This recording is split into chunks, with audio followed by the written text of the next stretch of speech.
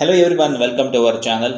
Environment ಪರಿಸರದ ಮೇಲೆ ಹಲವಾರು ಪ್ರಶ್ನೆಗಳನ್ನು KS, IAS ಹಾಗೆ KPSC ಮತ್ತು KA ನಡೆಸುವ ಎಲ್ಲ ಪರೀಕ್ಷೆಗಳಲ್ಲಿ ಈ ಒಂದು ಪ್ರಶ್ನೆಗಳನ್ನು ಕೇಳ್ತಾ ಇರ್ತಾರೆ. ಅದರಲ್ಲೂ ಹೆಚ್ಚಾಗಿ ಪ್ರಚಲಿತ ಘಟನೆಗಳಿಗೆ ಸಂಬಂಧಿಸಿದ ಒಂದು ಪ್ರಶ್ನೆಗಳನ್ನು ಹೆಚ್ಚಾಗಿ ಕೇಳ್ತಾರೆ.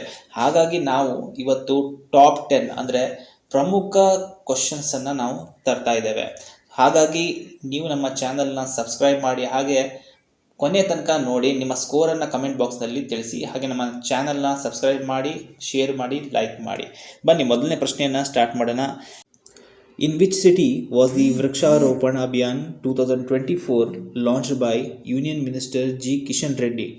ಕೇಂದ್ರ ಸಚಿವ ಜಿ ಕಿಶನ್ ರೆಡ್ಡಿ ಅವರು ವೃಕ್ಷಾರೋಪಣ ಅಭಿಯಾನ 2024 ಯಾವ ನಗರದಲ್ಲಿ ಪ್ರಾರಂಭಿಸಿದರು? ಮೊದಲನೇ ಆಪ್ಷನ್ ರಾಂಚಿ, ಎರಡನೇದು ಧನಬಾದ್, ಮೂರನೇದು ಕೋಲ್ಕತ್ತಾ, ನಾಲ್ಕನೇದು ಪಟ್ನಾ. ಇದರ ಸರಿಯಾದ ಉತ್ತರ ಏನು ಅಂದರೆ, ವೃಕ್ಷಾರೋಪಣ ಅಭಿಯಾನ ಏನಿದೆ ಇದನ್ನು 2024 ಜುಲೈ 25 ಅವರು ಧನ್ಬಾದ್ನ ಭಾರತ್ ಕೋಕಿಂಗ್ ಕೋಲ್ ಲಿಮಿಟೆಡ್ ಅಂದರೆ BCCL ಅಲ್ಲಿ ಕೇಂದ್ರ ಸಚಿವ ಜಿ ಕಿಶನ್ ರೆಡ್ಡಿ ಅವರು ಪ್ರಾರಂಭಿಸ್ತಾರೆ. ಇದು ಒಂದು ಏಕ್ ಪೇಡ್ ಮಾ ಕೆ ನಾಮ್ ಒಂದು ಶಿಬಿರ ಇದೆ, ಇದರ ಒಂದು ಭಾಗ ಇದು. ಈ ಅಭಿಯಾನ ಏನಿದೆ ಈ ಹಸಿರು ಹೊದಿಕೆಯನ್ನು ಹೆಚ್ಚಿಸುವ ಗುರಿಯನ್ನು ಹೊಂದಿರುತ್ತೆ, ಅಂದರೆ ಹೆಚ್ಚು ಮರಗಳನ್ನು ನೆಡುವ ಒಂದು ಪ್ರಯತ್ನ. So correct answer Dhanbad.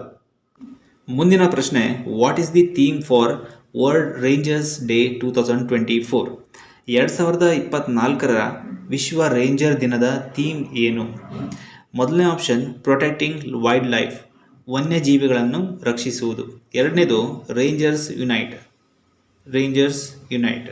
So ಮೂರನೇದು 30x30 ಅಂದರೆ 30ರಿಂದ 30 ಅಂತ. ನಾಲ್ಕನೇದು ಕನ್ಸರ್ವೇಷನ್ ಹೀರೋಸ್, ಸಂರಕ್ಷಣಾ ವೀರರು. ಸೊ ಇದರ ಸರಿಯಾದ ಉತ್ತರ ಏನು ವಿಶ್ವ ರೇಂಜರ್ಸ್ ದಿನದ ಥೀಮ್ ಏನು ಅಂತ ಕೇಳಿದ್ದಾರೆ. ಇದರ ಸರಿಯಾದ ಉತ್ತರ ವಿಶ್ವ ರೇಂಜರ್ ಡೇ 2024 ಥೀಮ್ ಏನು ಅಂತಂದರೆ 30x30, 30ರಿಂದ 30 ಅಂತ. ಇದು 2022 ವಿಶ್ವಸಂಸ್ಥೆಯ ಜೈವಿಕ ವೈವಿಧ್ಯತೆಯ ಸಮಾವೇಶದಿಂದ ಹುಟ್ಟಿಕೊಂಡಿದೆ. ಅಂದರೆ 2012 United Nations conservation on biological diversity. So ಈ ಉಪಕ್ರಮ ಏನಿದೆ ಇದು 2030 ವೇಳೆಗೆ ವಿಶ್ವದ 30% ಭೂಮಿ ಮತ್ತು ಸಾಗರ ಪ್ರದೇಶಗಳನ್ನು ರಕ್ಷಿಸುವ ಗುರಿಯನ್ನು ಹೊಂದಿದೆ. ಅದಕ್ಕೆ ಇದರ ಹೆಸರು 30x30 ಅಂದರೆ 30% ಭೂಮಿ ಮತ್ತು ಸಾಗರ ಪ್ರದೇಶಗಳನ್ನು 2030 ವೇಳೆಗೆ ರಕ್ಷಿಸುವುದು. ಮತ್ತು ನಿಮಗೆ ವಿಶ್ವ ರೇಂಜರ್ ದಿನ ವಾರ್ಷಿಕವಾಗಿ ಜುಲೈ 31 ನಾವು ಆಚರಣೆ ಮಾಡ್ತೇವೆ. ಇದೆಲ್ಲ ನಿಮಗೆ ಗೊತ್ತಿರೋ ಒಂದು ವಿಚಾರ. ಮುಂದಿನ ಪ್ರಶ್ನೆ, which government body supported the establishment of centre for Narmada river basin management at IIT Gandhinagar and IIT Indore? Narmada ನದಿ ಜಲಾನಯನ ನಿರ್ವಹಣಾ ಕೇಂದ್ರವನ್ನು IIT ಗಾಂಧಿನಗರ್ ಮತ್ತು IIT ಇಂದೋರ್ನಲ್ಲಿ ಯಾವ ಸರ್ಕಾರಿ ಸಂಸ್ಥೆಯು ಬೆಂಬಲಿಸಿದೆ? ಅಂದರೆ ಯಾರ ಪ್ರಾಯೋಜಕತ್ವದಲ್ಲಿ ಅಂತ. ಸೊ ಈ ಡಿಪಾರ್ಟ್ಮೆಂಟ್ ಕೆಳಗಡೆ ಕೊಟ್ಟಿದ್ದಾರೆ, ಯಾವ್ಯಾವ ಮಿನಿಸ್ಟ್ರಿ ಇದನ್ನು ಪ್ರಾಯೋಜನೆ ಮಾಡಿತ್ತು ಅಂತ. ಸೊ ಮೊದಲನೇ ಆಪ್ಷನ್ ಮಿನಿಸ್ಟ್ರಿ ಆಫ್ ಜಲಶಕ್ತಿ ಅಂದರೆ ಜಲಸಂಪನ್ಮೂಲ ಸಚಿವಾಲಯ.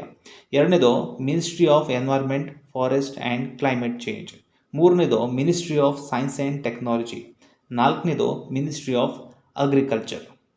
ಸೊ ಇದರ ಸರಿಯಾದ ಉತ್ತರ ಏನು ಅಂತ ನೋಡ್ತಾ ಹೋಗೋಣ ಬನ್ನಿ. ಸೊ ಇದರ ಸರಿಯಾದ ಉತ್ತರ ಜಲಶಕ್ತಿ ಸಚಿವಾಲಯ ಅಂದರೆ ವಾಟರ್ ರಿಸೋರ್ಸ್ ಮಿನಿಸ್ಟ್ರಿ, ಅಂದರೆ ಜಲಸಂಪನ್ಮೂಲ ಸಚಿವಾಲಯ.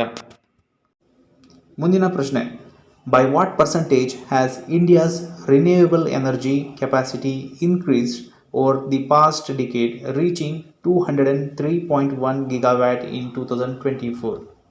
ಭಾರತದ ನವೀಕರಿಸಬಹುದಾದ ಇಂಧನ ಸಾಮರ್ಥ್ಯ 2024 203.1 GW ತಲುಪಿತು. ಕಳೆದ ದಶಕದಲ್ಲಿ ಎಷ್ಟು ಶೇಕಡಾವಾರು ಹೆಚ್ಚಾಯಿತು ಅಂತ ಕೇಳಿದ್ದಾರೆ. ಸೊ ಎಷ್ಟು percentage of change in the decade, last decade? So first option 85%, second option 120%, third option 150%, last one 165%. ಇದರ ಸರಿಯಾದ ಉತ್ತರ ಏನು ಅಂತಂದರೆ, ಕಳೆದ ದಶಕದಲ್ಲಿ ಭಾರತದ ನವೀಕರಿಸಬಹುದಾದ ಶಕ್ತಿ ಸಾಮರ್ಥ್ಯವು 165% ಏರಿಕೆಯಾಗಿದೆ. 2014 76.38 GW 2024 203.1 GW ಬೆಳೆಯುತ್ತಾ ಇದೆ.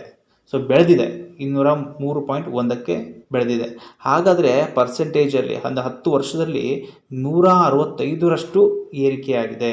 So correct answer 165%. ಸೊ ಈ ಗಮನಾರ್ಹ ಹೆಚ್ಚಳದಲ್ಲಿ ಯಾವುದರ ಒಂದು ಕಾಂಟ್ರಿಬ್ಯೂಷನ್ ಹೆಚ್ಚಿದೆ ಅಂತಂದರೆ ಸೌರ ಮತ್ತು ಪವನ ಶಕ್ತಿ. ಸೊ ಸೌರಶಕ್ತಿ, ಸೋಲಾರ್ ಎನರ್ಜಿ ಮತ್ತು ವಿಂಡ್ ಎನರ್ಜಿಯನ್ನು ಕರಿತೇವೆ ಪವನ ಶಕ್ತಿ, ಅದರ ಒಂದು ಡೆವಲಪ್ಮೆಂಟಿಂದ ಈ ಒಂದು ಏರಿಕೆಯಾಗಿದೆ. So correct answer 165%.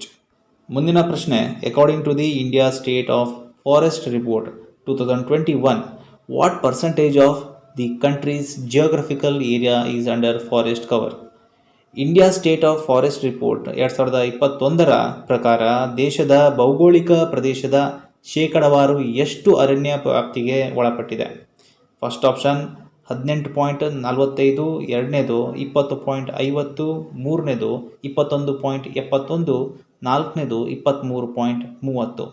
ಇದರ ಪ್ರಶ್ನೆ ಏನು ಅಂತಂದರೆ ಎಷ್ಟು ಶೇಕಡವಾರು ಅರಣ್ಯ ಭಾರತದಲ್ಲಿ ಇದೆ ಅಂತ. ಸೊ ಇದರ ಸರಿಯಾದ ಉತ್ತರವನ್ನು ನೋಡ್ತಾ ಬನ್ನಿ. ಇಂಡಿಯಾ ಸ್ಟೇಟ್ ಆಫ್ ಫಾರೆಸ್ಟ್ ರಿಪೋರ್ಟ್ನ ಪ್ರಕಾರ ಒಟ್ಟು ಅರಣ್ಯ ಪ್ರದೇಶವು 7,13,789 ಚದರ ಕಿಲೋಮೀಟರ್ ಆಗಿದೆ. ಅಂದರೆ ಅದರ ಪರ್ಸೆಂಟೇಜಲ್ಲಿ ತಗೊಂಡಾಗ 21.71 ಅಂದರೆ 21.71% ಅರಣ್ಯ ಪ್ರದೇಶ ಭಾರತದಲ್ಲಿ ಇದೆ. ಇದರ ಸರಿಯಾದ ಉತ್ತರ 21.71%. ಮುಂದಿನ ಪ್ರಶ್ನೆ, what is the main objective of the Mitra one initiative launched by the Uttar Pradesh government? Uttar Pradesh ಸರ್ಕಾರ ಪ್ರಾರಂಭಿಸಿರುವ ಮಿತ್ರವನ ಉಪಕ್ರಮದ ಮುಖ್ಯ ಉದ್ದೇಶ ಏನು? ಮೊದಲನೇ option, enhancing tourism along the Nepal border, Nepal ಗಡಿಯಲ್ಲಿ ಪ್ರವಾಸೋದ್ಯಮವನ್ನು ಹೆಚ್ಚಿಸುವುದು. ಎರಡನೇದು, ಎಸ್ಟಾಬ್ಲಿಷಿಂಗ್ ವೈಲ್ಡ್ ಲೈಫ್ ರಿಸರ್ವ್ಸ್, ವನ್ಯಜೀವಿ ಮೀಸಲನ್ನು ಸ್ಥಾಪಿಸುವುದು, ಅಂದರೆ ಮೀಸಲು ಪ್ರದೇಶವನ್ನು ಸ್ಥಾಪಿಸುವುದು. ಮೂರನೇದು, ಪ್ಲಾಂಟಿಂಗ್ ಸ್ಯಾಪ್ಲಿಂಗ್ಸ್, ಸಸಿಗಳನ್ನು ನೆಡುವುದು. ನಾಲ್ಕನೇದು, ಬಿಲ್ಡಿಂಗ್ ಇನ್ಫ್ರಾಸ್ಟ್ರಕ್ಚರ್ ಪ್ರಾಜೆಕ್ಟ್ಸ್, ಮೂಲಭೂತ ಸೌಕರ್ಯ ಯೋಜನೆಗಳನ್ನು ನಿರ್ಮಿಸುವುದು. ಸೊ ಇದರ ಸರಿಯಾದ ಉತ್ತರ ಏನು ಅಂತ ನೋಡ್ತಾ ಹೋಗೋಣ ಬನ್ನಿ. ಮಿತ್ರವನ ಉಪಕ್ರಮವು ವೃಕ್ಷೋಪಣ ಜನ ಅಭಿಯಾನ 2024ರ ಭಾಗವಾಗಿದೆ. ಉತ್ತರ ಪ್ರದೇಶ ಮತ್ತು ನೇಪಾಳ ಗಡಿ ಏನಿದೆ ಒಂದಕ್ಕೊಂದು ಹೊಂದ್ಕೊಂಡಿದೆ. ಅಲ್ಲಿನ ಕೆಲವು 35 ಜಿಲ್ಲೆಗಳು ಮತ್ತು 35 ಕೋಟಿ ಸಸಿಗಳನ್ನು ನೆಡುವ ಒಂದು ಗುರಿಯನ್ನು ಹೊಂದಿದೆ. ಸೊ 35 ಜಿಲ್ಲೆಗಳಲ್ಲಿ ಟೋಟಲ್ 35 ಕೋಟಿ ಸಸಿಗಳನ್ನು ನೆಡುವ ಒಂದು ಗುರಿಯನ್ನು ಮಿತ್ರವನ ಉಪಕ್ರಮದಲ್ಲಿ ಹೊಂದಿದೆ. ಇದು ಒಂದು ಉದ್ದೇಶ. ಇದರ ಸರಿಯಾದ ಉತ್ತರ ಏನು ಅಂತಂದರೆ ಉತ್ತರ ಪ್ರದೇಶ ಮತ್ತು ನೇಪಾಳದ ಗಡಿಯಲ್ಲಿ ಈ ಸಸಿಯನ್ನು ನೆಡುವ ಒಂದು ಉದ್ದೇಶ. ಮುಂದಿನ ಪ್ರಶ್ನೆ, in the 2024 environment performance index which position did India secure among 180 countries? 2024ರ ಪರಿಸರ ಕಾರ್ಯಕ್ಷಮತೆ ಸೂಚ್ಯಂಕದಲ್ಲಿ 180 ದೇಶಗಳಲ್ಲಿ ಭಾರತವು ಯಾವ ಸ್ಥಾನವನ್ನು ಪಡೆದುಕೊಂಡಿದೆ? ಮೊದಲನೇ ಆಪ್ಷನ್ 176ನೇ ಸ್ಥಾನ, ಎರಡನೇದು 172ನೇ ಸ್ಥಾನ, ಮೂರನೇದು 177ನೇ ಸ್ಥಾನ, ನಾಲ್ಕನೇದು 180ನೇ ಸ್ಥಾನ. ಸೊ ಈ ಒಂದು ಇಂಡೆಕ್ಸ್ ಏನಿದೆ ಎನ್ವೈರ್ಮೆಂಟ್ ಪರ್ಫಾರ್ಮೆನ್ಸ್ ಇಂಡೆಕ್ಸಲ್ಲಿ ಭಾರತ ಯಾವ ಸ್ಥಾನ ಇದೆ ಅಂತ ನೋಡ್ತಾ ಹೋಗೋಣ ಬನ್ನಿ. 2024ರ ಪರಿಸರ ಕಾರ್ಯಕ್ಷಮತೆ ಸೂಚ್ಯಂಕದಲ್ಲಿ ಭಾರತವು 180 ದೇಶಗಳಲ್ಲಿ 176ನೇ ಸ್ಥಾನವನ್ನು ಪಡೆದುಕೊಂಡಿದೆ. ಸೊ ಇದರ ಸರಿಯಾದ ಉತ್ತರ 176ನೇ ಸ್ಥಾನ. ಈ ಶ್ರೇಯಾಂಕ ಏನಿದೆ ಇದರಲ್ಲಿ ಹೆಚ್ಚಿನ ಹೊರಸೂಸುವಿಕೆ ಅಂದರೆ ಎಮಿಷನ್, ಹಾಗೆ ಕಳಪೆ ಗಾಳಿಯ ಗುಣಮಟ್ಟ ಮತ್ತು ಜೀವವೈವಿಧ್ಯ, ಆವಾಸ ಸ್ಥಾನದ ಕಾಳಜಿಯಂತಹ ಸವಾಲುಗಳನ್ನು ಪ್ರತಿಬಿಂಬಿಸುತ್ತದೆ. ಈ ಎಲ್ಲ ಫ್ಯಾಕ್ಟರ್ ಈ ಇಂಡೆಕ್ಸಲ್ಲಿ ಕೊಟ್ಟಿದ್ದಾರೆ. ಕ್ವಶನ್ಸ್ ಕೇಳಬಹುದು, ಯಾವ್ಯಾವ ಫ್ಯಾಕ್ಟರ್ಸನ್ನು ಇನ್ಕ್ಲೂಡ್ ಮಾಡಿದ್ದಾರೆ ಈ ಒಂದು ಇಂಡೆಕ್ಸಲ್ಲಿ ಅಂತ. ಮುಂದಿನ ಪ್ರಶ್ನೆ, in which country was the world's first 100% biodegradable pen launched? ವಿಶ್ವದ ಮೊದಲ 100% ಜೈವಿಕ ವಿಘಟನೀಯ ಪೆನ್ನನ್ನು ಯಾವ ದೇಶದಲ್ಲಿ ಪ್ರಾರಂಭಿಸಲಾಯಿತು? ಮೊದಲನೇ ಆಪ್ಷನ್ ಚೈನಾ, ಎರಡನೇದು ಇಂಡಿಯಾ, ಮೂರನೇದು ಯುನೈಟೆಡ್ ಸ್ಟೇಟ್ಸ್, ನಾಲ್ಕನೇದು ಬ್ರೆಜಿಲ್. ಪ್ರಪಂಚದ ಮೊದಲ ಸಂಪೂರ್ಣ ಜೈವಿಕ ವಿಘಟನೀಯ ಪೆನ್ನನ್ನು ನೋಟ್ ಪೆನ್ ಎಂದು ಕರೆಯಲಾಗ್ತದೆ. ಇದನ್ನು ನವದೆಹಲಿಯ ಸೌರಭ್ ಎಚ್ ಮೆಹ್ತಾ ಇವರು ಭಾರತದಲ್ಲಿ ಬಿಡುಗಡೆ ಮಾಡ್ತಾರೆ. ಸೊ ಈ ಒಂದು ಮರುಬಳಕೆಯ ಪೆನ್ ರಿಫಿಲ್ ಏನಿದೆ ಇದು ವಿಷಕಾರಿಯಾಗಿರುವುದಿಲ್ಲ, ಇದರ ಶಾಯಿ ಕೂಡ ವಿಷಕಾರಿಯಾಗಿರುವುದಿಲ್ಲ ಮತ್ತು ಇದನ್ನು ಲೋಹ ಮತ್ತು ಕಾಗದದಿಂದ ತಯಾರಿಸಲಾಗ್ತದೆ. ಸೊ ಹಾಗಾಗಿ ಇದನ್ನು ವಿಘಟನೀಯ ಅಂದರೆ ಜೈವಿಕ ವಿಘಟನೀಯ ಪೆನ್ ಅಂತ ಕರೀತಾರೆ. ಯಾಕಂದರೆ ಇದು ಜೈವಿಕವಾಗಿ ವಿಘಟನೆ ಆಗ್ತದೆ. ಇದನ್ನು ರೀಸೈಕಲ್ ಮಾಡ್ಬೋದು. ಯಾಕೆ ಅಂದರೆ ಇದನ್ನು ಲೋಹ ಮತ್ತು ಕಾಗದದಿಂದ ತಯಾರು ಮಾಡ್ತಾರೆ. ಹಾಗೆ ಇದರ ಶಾಯಿ ಕೂಡ ವಿಷಕಾರಿಯಾಗಿರುವುದಿಲ್ಲ. ಸೊ ಇದಕ್ಕೆ ಸರಿಯಾದ ಉತ್ತರ ಭಾರತ.